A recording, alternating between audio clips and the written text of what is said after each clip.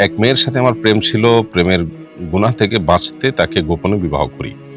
এভাবে ৩ বছর অতিক্রান্ত হয়। এরপর আমার পরিবারকে রাজি করিয়ে পারিবারিকভাবে বিবাহ করার সিদ্ধান্ত নেই। আমার পরিবার মেয়ের বাড়িতে প্রস্তাব নিয়ে গিয়ে জানতে পারে মেয়ে আগে থেকেই বিবাহিত, তার সন্তানও আছে। এখন আমার আগের বিয়ের বিধান কি? এই মুহূর্তে আমার করণীয় কি? প্রথম কথা হলো যে, এ সমস্ত ক্ষেত্রে যে সমস্ত অনাকাঙ্ক্ষিত পরিবেশ পরিস্থিতি তৈরি হয়, সেগুলোর অন্যতম কারণ হলো শরিয়ার গাইডলাইন ফলো না করা।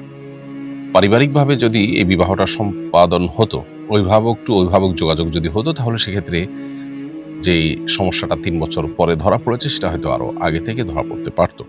এজন্যই শরিয়ার গাইডলাইন আমাদের সর্বক্ষেত্রে ফলো করা উচিত, অনুসরণ করা উচিত। তার মধ্যে আমাদের কল্যাণ আছে, কারণ সেটা আমাদের সৃষ্টিকর্তা আল্লাহ রাব্বুল আলামিনের তরফ থেকেই এসেছে। আল্লাহ বলেছেন, ওয়া আনকিহুল আইয়ামা মিনকুম ওয়াস-সালিহিন মিন ইবাদিকুম ওয়া ইমাইকুম।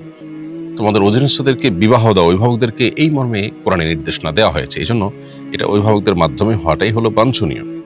যাই হোক, আপনার প্রশ্নের মূল এবং সরাসরি উত্তর হলো যে, আপনি যে ভদ্রমহিলার সাথে আপনার এই সম্পর্ক হয়েছে এবং আপনি বিবাহ করেছেন বলেছেন, এই সম্পর্কটা অবৈধ এবং হারাম সম্পর্ক হয়েছে। এটা কোনো বৈবাহিক সম্পর্ক হয়নি, যেহেতু তার আগে থেকে স্বামী ছিল এবং সেই স্বামীর সাথে বিচ্ছেদ হয়নি।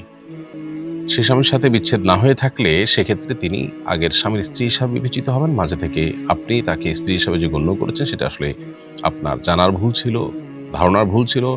আপনার সাথে তিনি প্রতারণা করে থাকলে সেক্ষেত্রে আপনি হয়তো গুনাহগার হবেন না, কিন্তু এই সম্পর্কটাও হালাল হয়নি। তারপরও ইস্তেগফার করা উচিত আল্লাহর কাছে এবং তিনি আগের স্বামীর স্ত্রী হিসাবে বিবেচিত হবেন।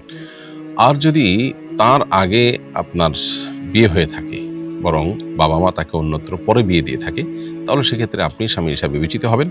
তার পরের বিয়েটা বিশুদ্ধ হবে না।